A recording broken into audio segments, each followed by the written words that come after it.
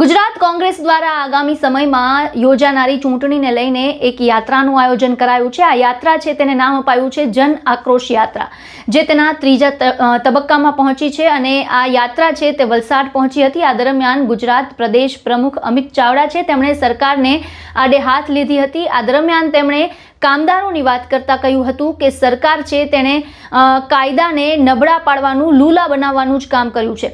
શું કહ્યું છે અમિત ચાવડાએ, સાંભળો। હું આજે વલસાડના ચોકમાંથી એટલું ચોક્કસ તમને કહું કે તમારો આજે આ ધૂમધકતા તાપમાં પડેલો પડછાયો આખા ગુજરાતના કામદારોને ન્યાય અપાવવા માટે ખૂબ નિર્ણાયક સાબિત થવાનો। મંચ પર બિરાજમાન તમામ કોંગ્રેસના આગેવાનો, વલસાડ શહેર તાલુકા જિલ્લાના આગેવાનો અને આપ સૌ તમામ મારા કામદાર ભાઈઓ અને સાથીઓ, અહીં ઘણા બધા યુવાન મિત્રો છે, એમને ખાસ કહેવું છે કે 1960માં ગુજરાત રાજ્ય બન્યું। 1960 થી 1990 સુધી લગભગ મોટા ભાગનો સમય આ ગુજરાતમાં કોંગ્રેસનું શાસન રહ્યું અને ગુજરાતમાં જેટલા પણ ઔદ્યોગિક વિસ્તારોનો વિકાસ થયો કે પાયો નખાયો એ તમામ કોંગ્રેસના શાસનમાં નખાયો અને 1990 થી આજ સુધી લગભગ મોટા ભાગનો સમય ગુજરાતમાં ભારતીય જનતા પાર્ટીનું શાસન ચાલે છે। એટલે અડધો સમય કોંગ્રેસનું શાસન ચાલ્યો, અડધો સમય છેલ્લા 30-35 વર્ષથી ભારતીય જનતા પાર્ટીનું શાસન ચાલે છે। અહીં ઘણા બધા વડીલો બેઠા છે।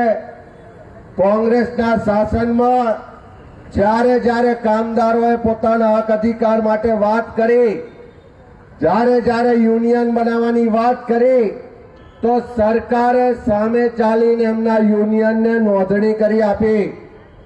સરકારે સામે ચાલીને એવા કાયદા બનાવ્યા કે અકસ્માત થાય, પગારની વાત આવે, રજાની વાત આવે, એના હક અધિકારની વાત આવે તો સરકારે ક્યારેય કોઈ કામદારોના માલિકો માટે નહીં, હંમેશા કામદારોનો પક્ષ લીધો, એને ન્યાય અપાવવા માટેના કાયદા કાનૂન બનાવીને આપ્યા। સાચી વાત કે નહીં? અને આ 35 વર્ષથી જે સરકાર ચાલે છે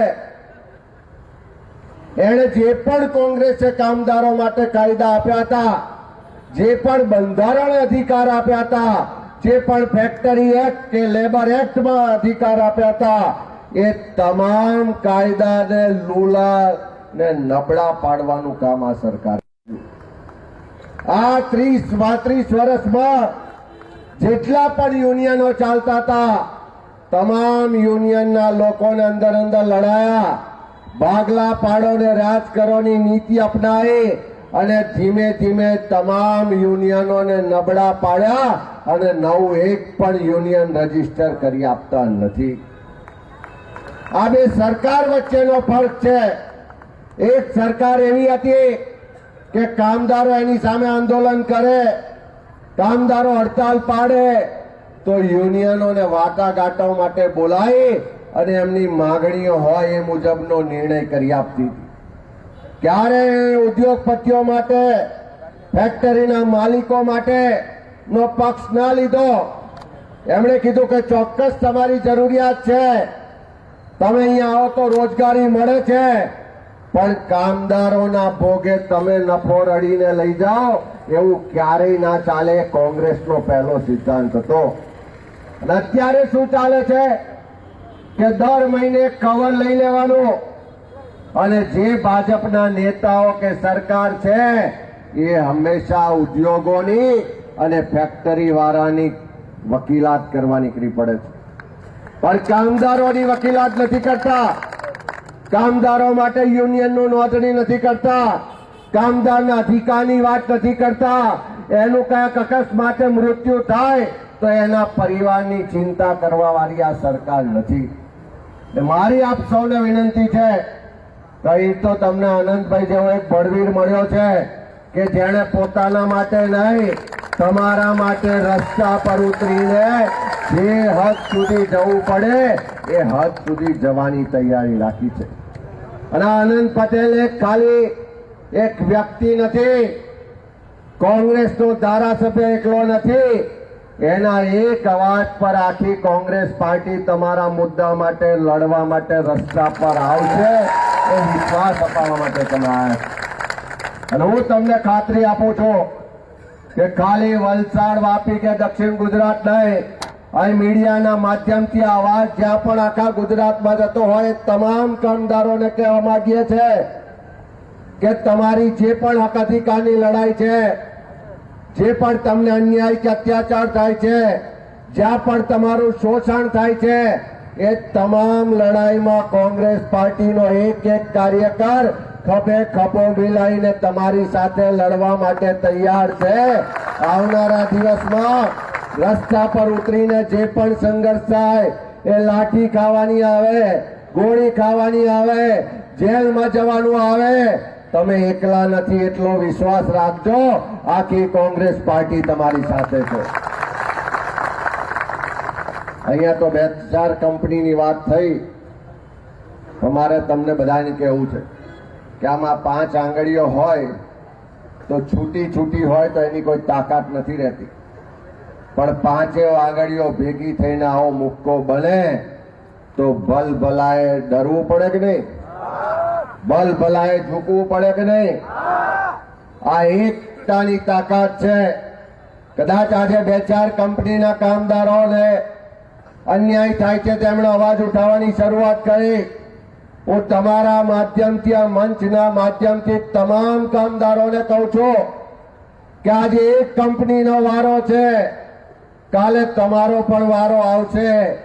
આજે એમને અન્યાય થાય છે, એમના લોકોને છૂટા કરે છે, એમનું શોષણ થાય છે, તો એ કામદારોની પડખે ઉભા રહેવાની પણ આપણી જવાબદારી અને આપણો ધર્મ બને છે.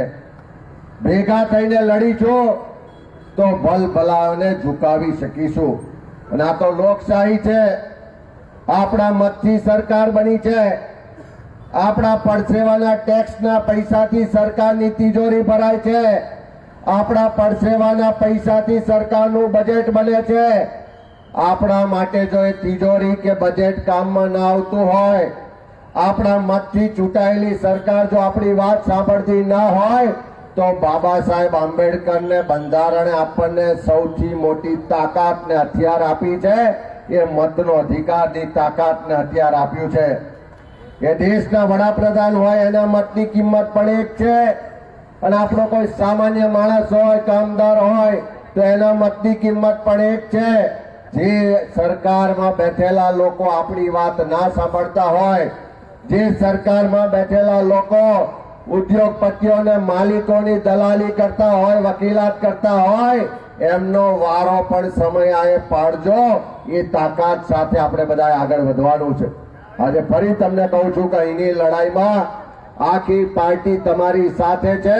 અને તમને બધાને વિનંતી કરું કે આ એક આવેદન તૈયાર કરો કે કોઈ પણ કંપની હોય, કોન્ટ્રાક્ટ પ્રથા સંપૂર્ણ રીતે નાબૂદ થવી જોઈએ.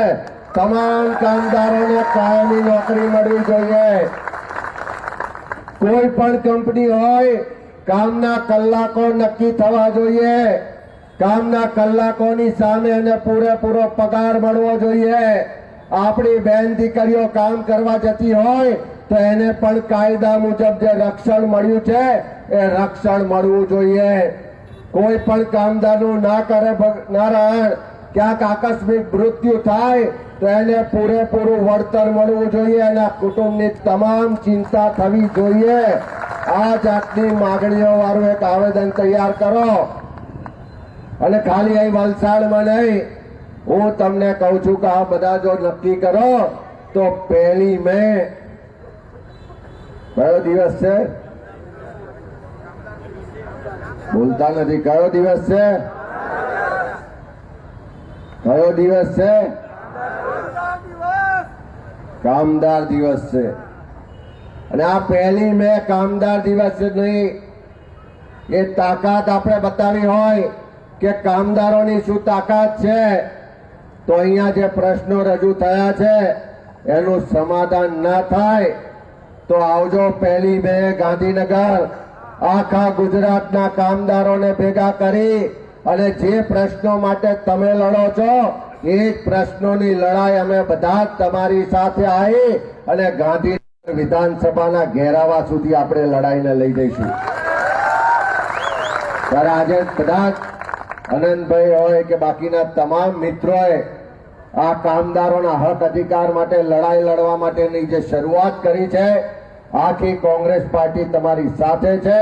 અને હું તમને વિશ્વાસ અપાવું છું કે ભૂતકાળમાં પણ કોંગ્રેસની નીતિ, રીતિ, સિદ્ધાંત ને શાસન હંમેશા કામદારો તરફી રહ્યું છે અને આવનારા સમયમાં પણ તમામ કામદારોના હક અધિકારની જે પણ વાત હશે કોંગ્રેસ પાર્ટી તમારી સાથે છે.